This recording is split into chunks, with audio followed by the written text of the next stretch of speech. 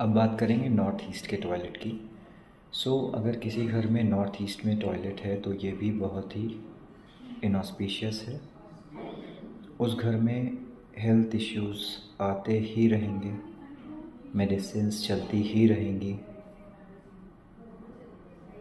Vision clear नहीं होगा, लोगों को decision they will not be able to take decisions also, decision making में इशू आएगा, रिलेशनशिप में भी इशू आ सकते हैं और क्रिटिकल इलनेस भी घर में आ सकती है। तो अगर आप ऐसे किसी घर में रह रहे हैं तो आपको या तो उस वॉशरूम को बिल्कुल ही यूज़ करना बंद कर दें, उस टॉयलेट को बिल्कुल ही यूज़ करना बंद कर दें और या तो शिफ्ट कर लें। फिर से बोल रहा हूँ, नॉर्थ ईस्ट के टॉयलेट की कोई रेमेडी नहीं है, साउथ वेस्ट के टॉयलेट की कोई रेमेडी नहीं है।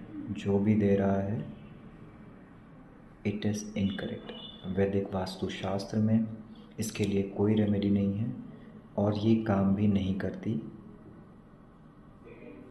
और करेगी भी नहीं, क्योंकि अगर हम वास्तुशास्त्र के प्रिंसिपल्स पे जाएं तो आपको अच्छे से समझ में आएगा। लेकिन आपका काम ये नहीं है कि आप वहाँ जाइए और पढ़िए, आपका काम ये है कि आप सिर्फ आइडेंटिफाई करिए।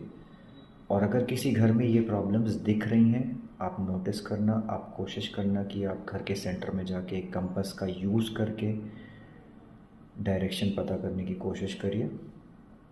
नॉर्थ ईस्ट साउथ वेस्ट हमेशा कॉर्नर नहीं होते।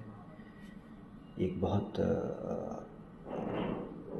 कॉमन सा एक लोगों का कन्फ्यूजन है कि कॉर्नर्स में ही ऐसे डायरेक्शन आएंगे जैसे कि नॉर्थ ईस्ट और साउथ वेस्ट, लेकिन ऐसा नहीं होता।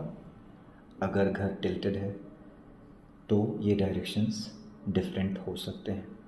अगर घर रेक्टेंगुलर है तो भी ये डायरेक्शंस डिफरेंट हो सकते हैं। तो कंक्लूजन ये है कि नॉर्थ ईस्ट का टॉयलेट अगर है तो या तो उसे यूज़ करना बंद कर दीजिए और या उस घर को अगर आप छोड़ सकते हैं तो छोड़ दीजिए, क्योंकि उसकी रेमेडी नहीं होगी।